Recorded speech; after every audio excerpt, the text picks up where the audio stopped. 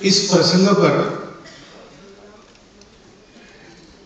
जिस प्रकार की मन और प्राणों को अनुप्रेरित करने वाली, कर्म के लिए प्रेरणा देने वाली बात हम सबको सुनाई जानी चाहिए, वैसे इस मंच से आ चुकी है।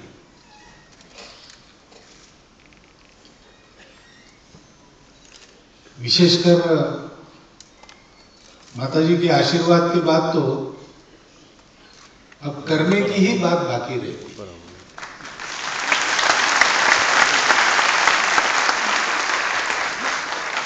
और इसलिए करने के ही बारे में अपने को सोचना, बोलना और तय करना चाहिए। इस आयोजन में राष्ट्रीय स्वयंसेवक संघ तो है ही, पहले से है, क्योंकि स्वामी विवेकानंद की जो दृष्टि है अपने देश के भविष्यकालीन चित्र के बारे में, उसी को लेकर संघ काम करता है। और कभी थोड़ा बहुत विचार करते हैं तो ध्यान में आता है कि अपने राष्ट्र के नवोत्थान के लिए 1857 के बाद जिन जिन धाराओं में से प्रामाणिक और निस्वार्थ बुद्धि से जिस किसी प्रकार के प्रयास हुए हो, सबके मूल में भारत की जो सनातन धरोहर है अध्यात्म और उस पर आधारित धर्म, उसको प्रत्यक्ष जानने वाले, चरितार्थ करने वाले रामकृष्ण परमहंस जैसे साक्षात्कारी महापुरुषों के दिग्विजयी शिष्य स्वामी विवेकानंद वही थे। ये आध्यात्मिक जागरण अपने भारत के उन्नति में, संकट परंपरा से बाहर, भारत के बाहर निकलने में सदैव गति देने वाला प्रेरक, ऐसा पूर्व प्रसंग होता है, वैसा ही हुआ। इन महापुरुषों ने एक गति दी, उसके आधार पर हम आगे चले और उसके बलबूते हम बहुत हद तक स्वतंत्र हो गए। राजनीतिक स्वतंत्रता मिली एक खंडित भूभाग को, और अपना भविष्य तय करने के सारे अधिकार हमारे हाथ में आ गए। लेकिन जैसा परमेश्वरन जी ने कहा कि वो गति रुक गई, वो हमारे कारण रुक गई, हमने छोड़ दिया, हम भूल गए।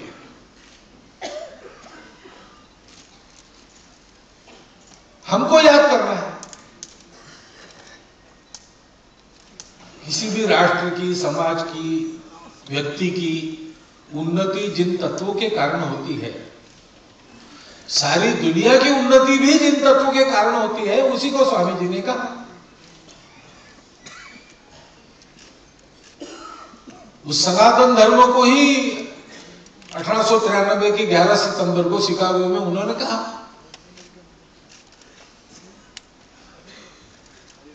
वो तो जीवन भर कहते रहे कि ईश्वर प्रेम स्वरूप है, सारी दुनिया को आलोड़ित करने वाला, सारी दुनिया को अपने करपाशों में बांधने वाला प्रेम करना सीखो प्रत्येक कण कण पर। वो कहते थे कि इस प्रकार अपने आत्मीयता के दायरे का विस्तार ही जीवन है, और हर प्रकार का संकोच मृत्यु है। हम संकुचित हो गए, हम अपने स्वार्थ में फंस गए। मैं और अधिक से अधिक मेरा परिवार, इसके आगे मैं जाता ही नहीं हूं। पहले इससे बाहर निकलना है। स्वामी जी ने कहा स्वयं के लिए जीना यही जीना है, स्वयं के लिए जीना यही मृत्यु है, दूसरों के लिए जीना ही जीवन है। शिव भावे जीव सेवा,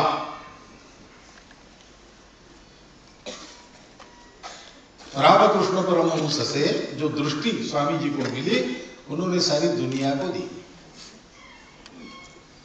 दरिद्री अज्ञानी तुम्हारे बांधव, यही तुम्हारे भगवान है।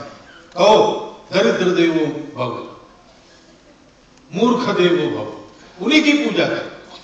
आने वाले 50 वर्ष तक सारे देवी देवताओं को भूलकर मातृभूमि के इन संतानों की, अपने बंधुओं की, उनमें जनार्दन देखते हुए सेवा करो।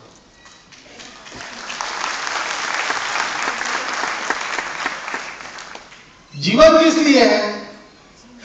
जीवन इसलिए है। अब ये सारा पढ़ते हो और सुनते हो, लेकिन इसको प्रामाणिकता से, निस्वार्थ बुद्धि से करने में लग जाओ। इसलिए सबसे पहली बात स्वामी जी ने ये सारा जो बताया है, रामकृष्ण परमहंस ने स्वामी जी को ये जो सारा सिखाया है, स्वामी जी का चरित्र पढ़ते तो एक एक उनका छोटा छोटा प्रसंग ऐसा सामने आता है। तो प्रामाणिकता की बात है, प्रामाणिकता से, निस्वार्थ बुद्धि से, लेकिन श्रद्धा पूर्वक, अविश्वास पूर्वक नहीं, अश्रद्धा बनकर नहीं। स्वामी जी ने हर बात को ऐसा परखा है। बचपन में उनको घर में पता चला कि वो हुक्का पीते हैं और हर जाति का हुक्का अलग अलग होता है। उन्होंने पूछा किसी को, ऐसा क्यों होता है?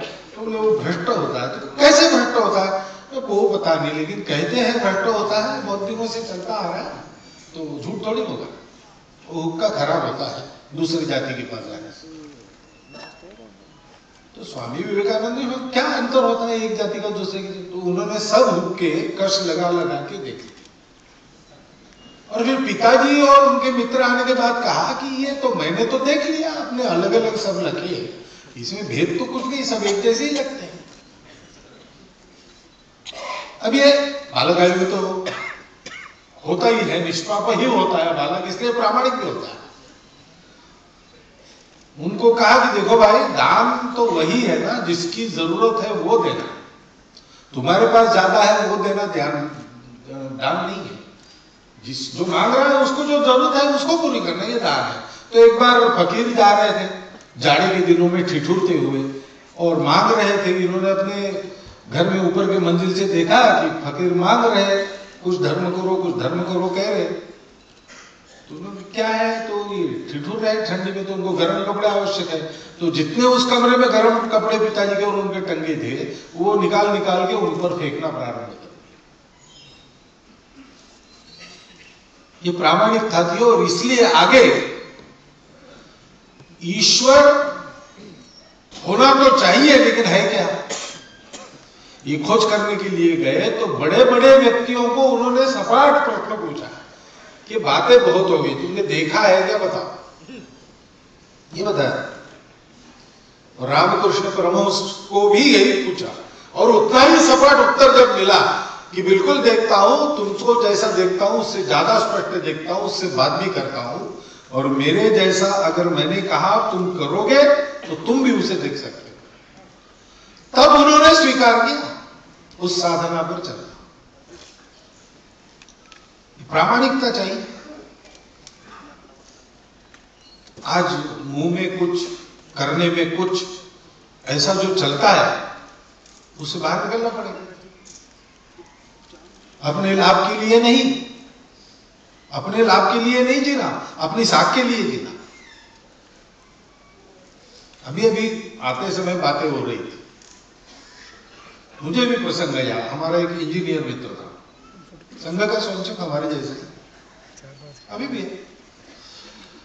हम इधर प्रचारक निकले, वो सरकारी नौकरी में लग गया। उसके बाद मिले 6 महीने के बाद, हालचाल बताने लगे एक दूसरे को। तो उसने पूछा कि एक सलाह बताओ कि मैं जिस ऑफिस में हूं वहां बहुत दबाव आ रहा है पैसा लेने के लिए। मैंने बोला क्यों है, तुम लेना नहीं चाहते हो तो दबाव क्यों है? तो बोले वो रीति, वो रिवाज टूट जाएगा तो आने वालों को तकलीफ होगी। और वो मेरे सब साथी ऑफिस के लोग वगैरह कहते हैं कि देखो तुम अकेले नहीं लोगे तो रिश्वत बंद थोड़ी हो जाएगी, हम तो लेने ही वाले हैं। तो रिश्वत तो देना ही पड़ने वाली है लोगों को, तो तुम क्यों ऐसा कर रहे हो? तुम भी अपना ले लो, बहती गंगा में हाथ धो लो। तो उसने कहा मेरे मन में विचार आ रहा है कि पैसे अब मैं तो नहीं लूंगा, मुझे वो गंदी कमाई नहीं चाहिए, लेकिन वो देने ही पड़ेंगे, अब वो बहुत ये हो गए, उनसे झगड़ा लेना भी ठीक नहीं, तो वो लेके मैं यही दान कर दूंगा। मैंने कहा तुम क्यों कर रहे हो ऐसा? ये भी क्यों? दूसरों के लिए मैं लेता हूं, ये भी क्यों कर रहे हो? दूसरों के लिए मैं लेता हूं करते करते दूसरों के लिए हट जाता हूं, मैं लेता हूं, यही रहता है। तुम भैया तुम साख के लिए स्वयंसेवक हो, साख के लिए जी। उसने प्रयास किया, उस समय संभव नहीं हुआ उसको वो करना, उसने नौकरी छोड़ दी, अपना व्यवसाय किया, बिना पैसे किया, आज भी कर रहा है, ठीक कर रहा है। अब अगर हमने माना है कि ये ठीक है तो हटने की हमारी प्रामाणिकता चाहिए, और हमने माना है ये ठीक है तो वो मेरे जीवन में है, ये हमारी प्रामाणिकता चाहिए। इस प्रामाणिकता के साथ स्वामी जी ने दूसरी बात कही कि समस्याओं से भागो मत। है, समस्याएं बहुत है, जटिल है, विनाश सम्मुख दिख रहा है दुनिया को और भारत को भी, है ना, डर लगता है भारत पे, भारत को बहुत विनाश के करता है। लेकिन हम अगर परिस्थिति का विचार करते तो एकदम चिंता होती है, ऐसी स्थितियां हैं, लेकिन भागना थोड़ी, भागना नहीं, सामना करना है। भागने वालों की समस्या हल नहीं होती। स्वामी चिन्मयानंद जी का एक वाक्य सुना था उनके भाषण में कि solution of the problem is not over the problem, is not under the problem, is not left of the problem, is not right of the problem, it is always through the problem. Through the problem जाना पड़ेगा, समस्याओं का सामना करना पड़ेगा। काशी में गए थे स्वामी जी, बंदर पीछे लगे, भागने लगे, बंदर भी भागने लगे। तो एक सन्यासी सामने से आया, उसने देखा नया व्यक्ति, उसने कहा रुको, रुक गए स्वामी जी, बंदर भी रुक गए। सन्यासी ने कहा सामना करो, वो पीछे मुड़े, बंदर 2 कदम पीछे गए, स्वामी जी 5 कदम आगे गए तो 10 कदम पीछे गए, स्वामी जी थोड़ा दौड़े तो भाग गए। अब रोने से, निराश होने से बन सकता कुछ काम नहीं है। ठीक है, दुनिया है वैसी है, आज परिस्थिति देश में जैसी है वैसी है, लेकिन करना क्या है? स्वामी जी ने कहा कि कोई ईर्ष्या द्वेष वाली बात छोड़ दो, ये बड़ा दुर्गुण है जो पश्चिम में नहीं है। एक दूसरे की निंदा करने वाली ये जो स्वभाव है ना, इसको तुम भूल जाओ, इसी ने तुम्हारा घात किया है, ये सब छोड़ दो और जो तुमको करना चाहिए वो करना प्रारंभ करो। सारे परिवर्तन अपने हृदय से प्रारंभ होते, अपने में से प्रारंभ होते, अपने घर से प्रारंभ।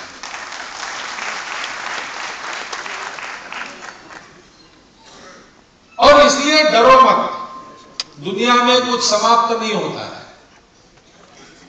सब कुछ शाश्वत है, तो डरने की बात नहीं। तुम भी शाश्वत हो, तुम अमृतत्व के पुत्र हो, ये विश्वरूप है दुनिया, परमेश्वर कभी नष्ट नहीं होता। डरो मत, करना शुरू करो, और करते समय ध्यान रखना, हर करने का आधार शक्ति होता है, इसलिए सबसे पहले तुम शक्ति संपन्न बनो।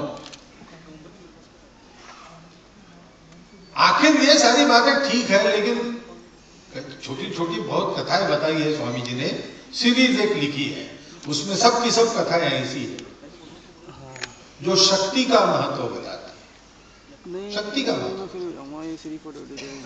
स्वामी जी ने कहा, यहां तक कहा है स्वामी जी ने कि तुम गीता नहीं पढ़ोगे तो चलेगा, फुटबॉल खेलो। क्या काम है फिर? यहां तक कहा। क्या काम है बताओ फिर? क्या काम है? वेदांत हृदयंगम किया हुआ भगवा पहनने वाला एक विश्व दिग्गज भारतीय सन्यासी, हिंदू सन्यासी, ये कहता है कि गीता तुम नहीं पढ़ोगे तो चलेगा, फुटबॉल खेलो। अपने को लोहे के फौलाद के मसल चाहिए, उतना ही मजबूत हृदय चाहिए, उतनी ही मज्जाएं मजबूत चाहिए। इस शक्ति की आराधना हमको करनी होगी, यह शक्ति संगठन में होती है। आपस के भेदों को भूल जाओ, और भेदों को भूलने के लिए स्वत्व को याद करो। अपने स्व के गौरव पर जो खड़ा नहीं हो सकता, वो दुनिया में किसी प्रतिष्ठा